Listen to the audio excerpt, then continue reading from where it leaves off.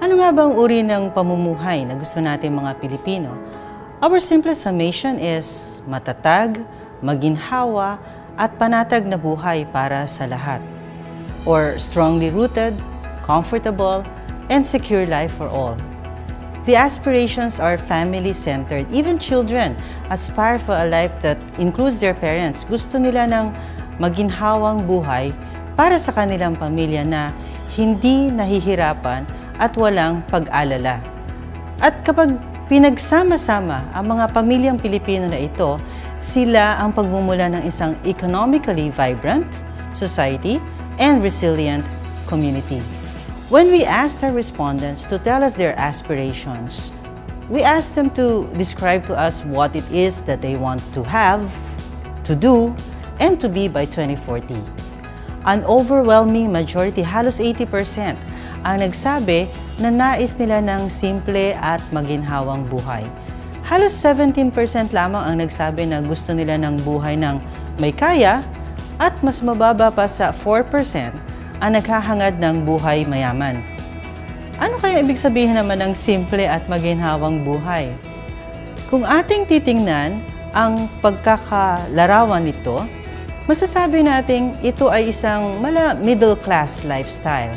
May sasakyan, may bahay, may sapat na pera, at nakapagtapos ng kolehiyo ang mga anak. Nang tinanong naman namin sila kung ano yung gusto nilang magawa pagdating ng 2014, halos pare-pareho ang nagsasabing gusto nila na makapagpatakbo ng sarili nilang negosyo at makapag-relax kasama ng pamilya at kaibigan. Marami rin na nagsasabi na gusto nila makapagbakasyon sa Pilipinas man o sa abroad.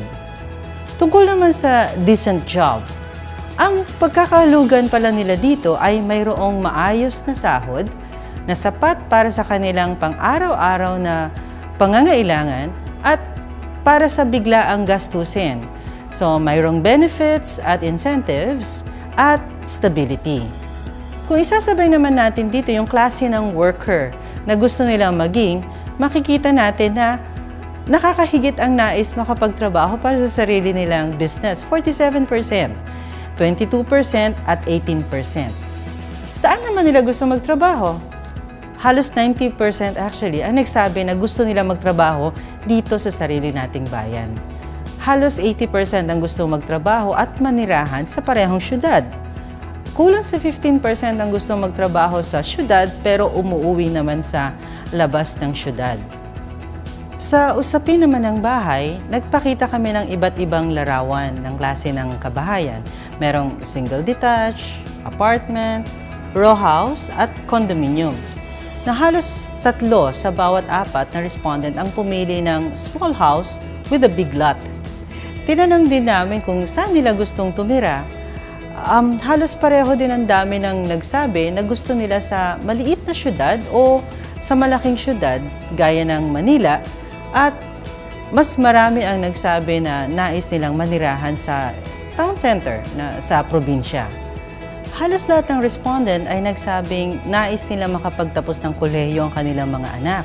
Tinanong naman namin ang mga kabataan na hindi pa nakatapos ng kolehiyo kung ano ang gusto nilang kurso or major fields of study na napili ng marami naman ay education, business administration, IT, tourism and hospitality, engineering, law, and medical fields. Mahalaga rin sa bawat Pilipino na maayos ang kanilang finances. Para sa 61%, dapat daw ay sapat ito sa pang-araw-araw na pangangailangan at samantalang 28% naman ang gusto nila ay mayroon sapat na ipon para din sa mga di inaasahang gastusin. Ang mga unexpected expenses na to ay maaaring dahil sa pagkakasakit or mga natural hazards at man-made calamities. Ang ipon din ang inaasahan nila na panggagalingan ng pambili ng sasakyan, bahay at pangsuporta sa retirement.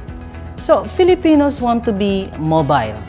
Halos 8 sa bawat 10 respondent ang nais ay magkaroon ng sariling sasakyan. At 2 lamang ang mas gusto ng good public transportation. Kahit na sa focus group discussion ay lumalabas ang kahalagahan ng physical mobility sa mga Pilipino. Ang pinakagustong leisure activity ay ang pamamasyal sa iba't ibang lugar sa Pilipinas o sa abroad. Kasama na sa pamamasyal ang pagdalaw sa kanilang mga magulang. So, heto ang aming pagsasalarawan ng kalidad na buhay na nais ng bawat Pilipino. May sariling bahay, sa isang urban center o syudad, may sasakyan, nakakapagbakasyon at nakakadalaw sa kanilang mga magulang na may edad na. In other words, here is the vision of Filipinos for self. In 2040, we will all enjoy a stable and comfortable lifestyle, secure in the knowledge that we have enough for our daily needs and unexpected expenses, that we can plan and prepare for our own and our children's future. Our family lives together in a place of our own, yet we have the freedom to go where we choose, protected and enabled by a clean, efficient, and fair government. And that is the life we want.